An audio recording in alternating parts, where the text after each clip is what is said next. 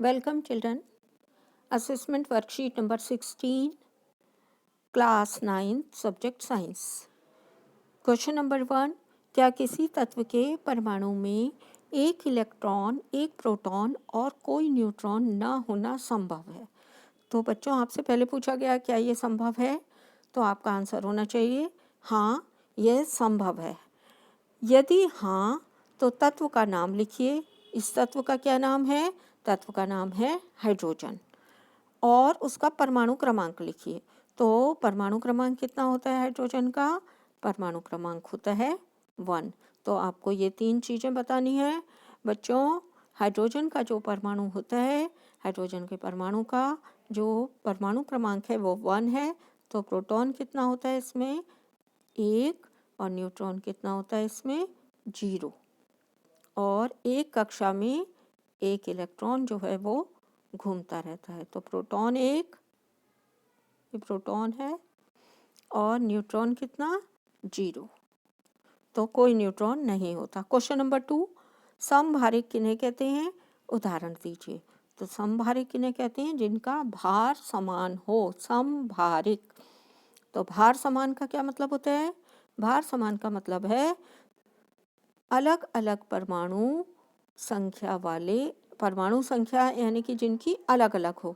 तो अलग अलग परमाणु संख्या वाले तत्व, ये अलग अलग तत्व होते हैं जिनकी परमाणु संख्या समान होती है परंतु द्रव्यमान संख्या, परमाणु संख्या अलग अलग होती है परंतु द्रव्यमान संख्या समान होती है।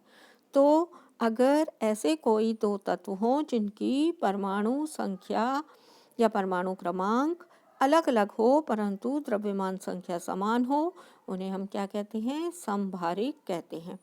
उदाहरण किसका देना है आपको? कैल्शियम और आर्गन के परमाणुओं का। कैल्शियम, इसकी परमाणु संख्या 20 होती है। आर्गन, इसकी परमाणु संख्या 18 होती है। और दोनों की ही द्रव्यमान संख्या अगर हम देखें तो द्रव्यमान संख्या कितनी होती है? 40। तो इनका द्रव्यमान समान है परंतु परमाणु क्रमांक अलग अलग हैं। तत्वों के नाम क्या हैं? कैल्शियम और आर्गन। तो ये एक दूसरे के क्या हैं? समभारिक। क्वेश्चन नंबर 3 में आपसे पूछा गया है एक तत्व जिसमें 15 इलेक्ट्रॉन, 15 प्रोटॉन और 16 न्यूट्रॉन हैं का सही निरूपण लिखिए। इसका इलेक्ट्रॉनिक विन्यास और संयोजकता लिखिए। तो बच्चों, इलेक्ट्रॉनों की संख्या और प्रोटॉनों की संख्या बराबर है। 15 प्रोटॉन है, इसका मतलब है इसका परमाणु क्रमांक कितना होना चाहिए? इसका परमाणु क्रमांक होना चाहिए 15। तो उस तत्व का नाम आपको जानना है। आपने 1 से 20 तक तत्वों के नाम परमाणु क्रमांक के अनुसार याद रखने हैं बच्चों। तो जिसका परमाणु क्रमांक 15 होता है उस तत्व का क्या नाम है? फास्फोरस। तो तत्व का नाम आप क्या लिखेंगे? फास्फोरस। अब इसका परमाणु द्रव्यमान हम निकाल लेंगे। तो परमाणु द्रव्यमान निकालने पर आप क्या जोड़ते हैं? प्रोटॉनों की संख्या और न्यूट्रॉनों की संख्या जो आपको दी गई है 16 और 15। तो इसकी द्रव्यमान संख्या कितनी आ जाएगी? 31 या 31। तत्व का नाम क्या लिखेंगे आप? फास्फोरस। इलेक्ट्रॉनिक विन्यास आप किसका निकालते हैं? परमाणु क्रमांक का। परमाणु क्रमांक कितना है इसका? 15। तो परमाणु क्रमांक का आप इलेक्ट्रॉनिक विन्यास 2, 8, 5। पहली कक्षा में 2 इलेक्ट्रॉन, दूसरी में 8 और तीसरी में बाहरी कक्षा में 5 इलेक्ट्रॉन। संयोजकता इलेक्ट्रॉन कितने हो गए इसके पास? 5। संयोजकता पूछी गई है। संयोजकता हम कैसे निकालते हैं? अगर सबसे बाहरी कक्षा में संयोजकता इलेक्ट्रॉनों की संख्या 4 से ज़्यादा होती है तो हम 8 में से माइनस करके संयोजकता निकालते हैं। तो संयोजकता इलेक्ट्रॉन 4 से ज़्यादा है, 8 में से माइनस करेंगे, संयोजकता कितनी आ जाएगी? 3। क्वेश्चन नंबर 4 में आपसे पूछा गया है समस्थानिक किन्हें कहते हैं? किन्हीं दो समस्थानिकों के नाम लिखिए। और बी पार्ट में पूछा गया समस्थानिकों के रासायनिक गुणधर्म समान क्यों होते हैं। क्वेश्चन नंबर 4 का ए पार्ट, समस्थानिक किन्हें कैसे हैं? एक ही तत्व के परमाणु जिनकी परमाणु संख्या समान होती है परंतु द्रव्यमान संख्या अलग अलग होती है। बेटा ये समभारिक जो तत्व होते हैं उनके उल्टे जैसे होते हैं। समभारिक में क्या होते हैं? भार समान, अर्थात परमाणु द्रव्यमान समान होता है। यहाँ पर क्या समान होती है? परमाणु संख्या समान होती है, मगर ये एक ही तत्व के परमाणु होते हैं। किसी एक तत्व के कई परमाणु हो सकते हैं जिनकी परमाणु संख्या समान परंतु द्रव्यमान संख्या अलग अलग होती है। उन्हें हम क्या कहते हैं? उन्हें हम कहते हैं समस्थानिक। समस्थानिक कहते हैं। अब आपको इसका उदाहरण देना है, तो समस्थानिकों के उदाहरण आप कोई भी दे सकते हैं। यहाँ पर मैंने हाइड्रोजन दिया है, आप कार्बन भी लिख सकते हैं। कार्बन के 2 समस्थानिक होते हैं। इसके अलावा क्लोरीन के भी 2 समस्थानिक है। यहाँ पर मैंने हाइड्रोजन के 3 परमाणु बनाए हैं। हाइड्रोजन के 3 परमाणु में पहला प्रोटियम, दूसरा ड्यूटेरियम और तीसरा ट्राइटियम है। जो प्रोटियम है उसमें एक ऊपर जो नंबर लिखा हुआ है एक, वो क्या है? इसकी परमाणु द्रव्यमान, और नीचे जो लिखा हुआ है वो क्या है? इसका वो है इसका द्रव्यमान संख्या, यानी कि परमाणु क्रमांक, यानी कि प्रोटॉनों की संख्या। तो इसमें एक प्रोटॉन होता है और न्यूट्रॉन नहीं होता। परमाणु द्रव्यमान संख्या कितनी हो गई? द्रव्यमान संख्या भी 1 होती है। दूसरे केस में द्रव्यमान संख्या 2 है। द्रव्यमान संख्या 2 और परमाणु संख्या 1। द्रव्यमान संख्या 2 का मतलब है इस वाले ड्यूटेरियम में हाइड्रोजन के पास एक न्यूट्रॉन भी है, तभी इसकी परमाणु द्रव्यमान संख्या कितनी हो गई? 2। ट्राइटियम में क्या होता है? परमाणु द्रव्यमान संख्या जो है वो 3 है, अर्थात इस केस में जो प्रोटॉन है वो 1 है और न्यूट्रॉन कितने हैं? 2 हैं। तो द्रव्यमान संख्या प्रोटॉनों की संख्या और न्यूट्रॉनों की संख्या को कहते हैं, तो वो कितनी आ गई? 3। और जो परमाणु क्रमांक है तीनों तत्वों का वो कितना है? तीनों का 1। इसका परमाणु क्रमांक भी 1 है। ड्यूटेरियम का परमाणु क्रमांक 1 है, अर्थात प्रोटॉनों की संख्या, और प्रोटॉनों की संख्या यहाँ पर भी 1 है। बदल क्या चीज़ रही है? द्रव्यमान संख्या। तो द्रव्यमान संख्या 1, 2, 3 है। तो ये एक ही तत्व के परमाणु हैं। ये क्या है? समस्थानिक। इसी तरह क्लोरीन को देखिए, क्लोरीन के 2 समस्थानिक होते हैं। पहला क्लोरीन का जिसमें परमाणु द्रव्यमान संख्या 35 होती है, परमाणु भार 35 और परमाणु क्रमांक 17। परमाणु क्रमांक इसका भी 17 है, परंतु इसका जो द्रव्यमान संख्या है वो 37 है। 37 का मतलब है इसमें 2 न्यूट्रॉन अधिक हैं। अगर हम इस क्लोरीन का जिसमें परमाणु द्रव्यमान संख्या 35 है इसका लिखेंगे, तो इसमें क्या आएगा? इसका जब हम न्यूक्लियस बनाएंगे तो न्यूक्लियस बनाने में प्रोटॉन कितने आएंगे? इसके 17, और न्यूट्रॉन कितने आएंगे? न्यूट्रॉन आएंगे 18। परंतु 37 जिसका द्रव्यमान संख्या है उस प्रोटॉन का जो न्यूक्लियस बनाएंगे उसमें प्रोटॉन तो उतने ही रहेंगे, कितने? 17। और न्यूट्रॉन कितने हो जाएंगे बच्चों?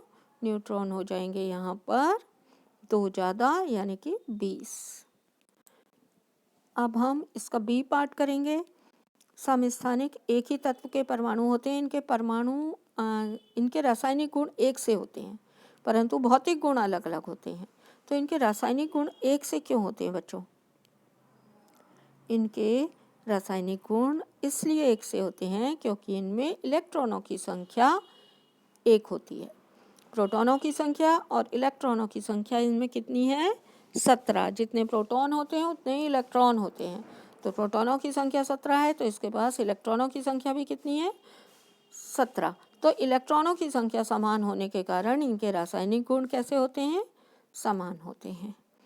क्वेश्चन नंबर 5 में आपसे पूछा गया है, क्या कार्बन, यहाँ पर कार्बन नहीं है, ये क्लोरीन है, ये सी लिखा हुआ है, तो क्या कर देंगे हम इसको?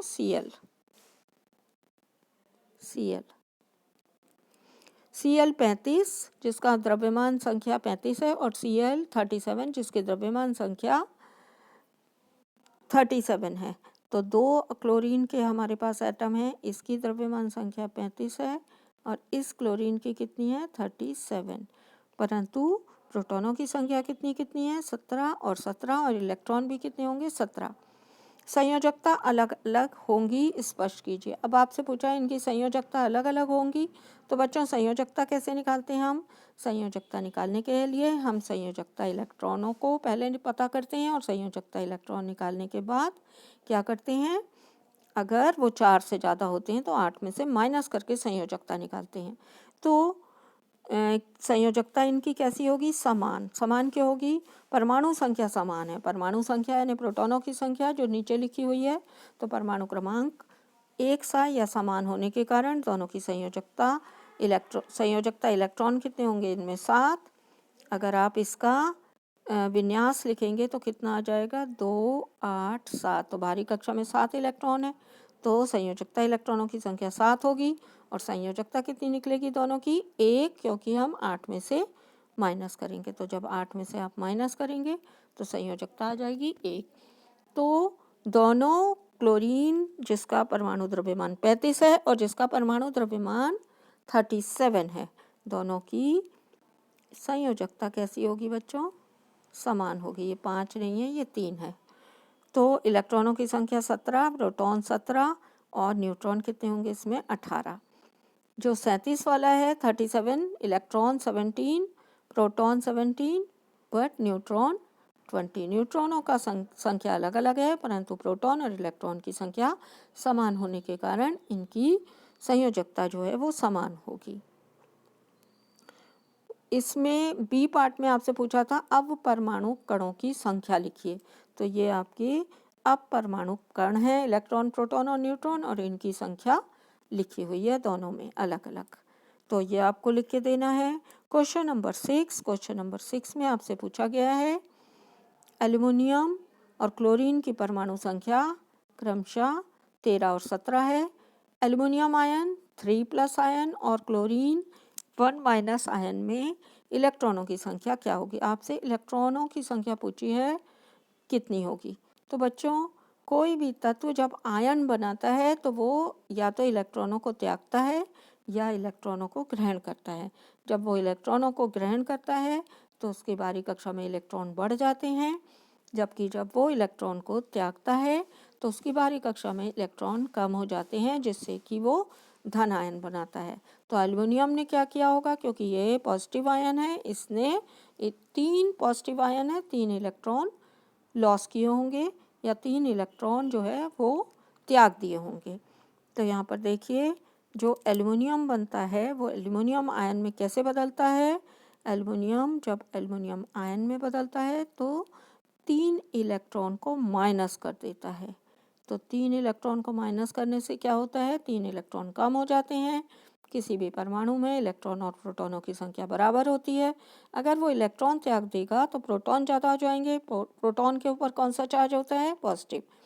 तो इसके ऊपर 3 पॉजिटिव चार्ज आ जाता है क्योंकि इसने 3 प्रोटॉन कम कर दिए। तो इसमें इलेक्ट्रॉनों की संख्या कितनी रह जाएगी? इलेक्ट्रॉनों की संख्या एल्युमिनियम में 13 होती है और 3 इलेक्ट्रॉन त्यागने पर इलेक्ट्रॉनों की संख्या इसमें 10 रह जाएगी। इलेक्ट्रॉनिक विन्यास क्या बनेगा इसका? 2, 8। जो बाहरी कक्षा में 3 इलेक्ट्रॉन है उसको इन्होंने एल्युमिनियम ने त्याग दिया, तो इलेक्ट्रॉनों की संख्या 10 होगी। अब बी में आपको क्लोरीन का केस दिया गया है। क्लोरीन का परमाणु क्रमांक दिया है 17 और परमाणु क्रमांक 17 है, तो इसका इलेक्ट्रॉनिक विन्यास क्या होगा बच्चों? इसका इलेक्ट्रॉनिक विन्यास होगा 2, 8, 7। तो 2, 8, 7 को आपने बाहरी कक्षा में इसके कितने इलेक्ट्रॉन हैं? 7। तो 7 को 8 पूरा करने के लिए, अष्टक अपना पूरा करने के लिए ये क्या करता है? 1 इलेक्ट्रॉन ग्रहण करता है प्लस 1 इलेक्ट्रॉन। जब ये 1 इलेक्ट्रॉन ग्रहण करता है तो इसके पास 1 इलेक्ट्रॉन कैसा हो जाता है? ज़्यादा। तो इसके ऊपर 1 माइनस चार्ज आता है।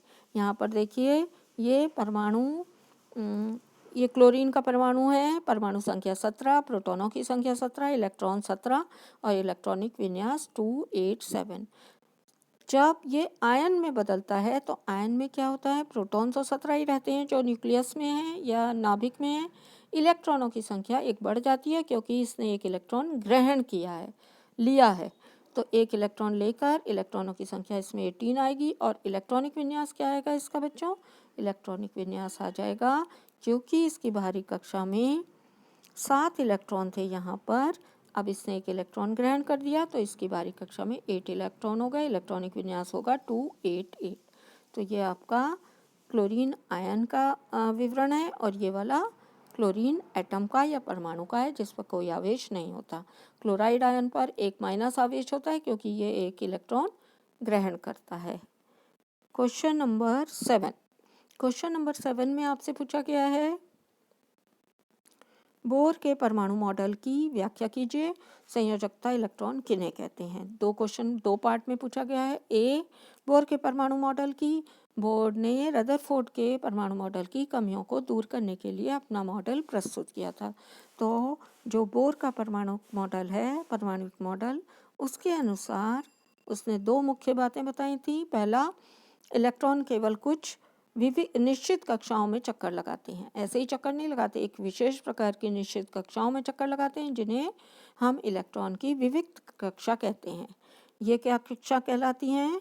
इनको हम कहते हैं विविक्त कक्षा। ये एक निश्चित कक्षा है। जब इलेक्ट्रॉन इन विविक्त कक्षाओं में चक्कर लगाते हैं तो उनकी ऊर्जा का विकिरण नहीं होता। विकिरण यानी निकलना या ह्रास होना। तो उनकी ऊर्जा बाहर नहीं निकलती या ऊर्जा का ह्रास नहीं होता, इसीलिए वो नाभिक के चारों ओर चक्कर लगाते रहते हैं। संयोजकता इलेक्ट्रॉन किसे कहते हैं? परमाणु की सबसे भारी कक्षा में उपस्थित इलेक्ट्रॉनों की संख्या को संयोजकता इलेक्ट्रॉन कहते हैं। यह आपका हो गया असेसमेंट पूरा। Thanks for watching.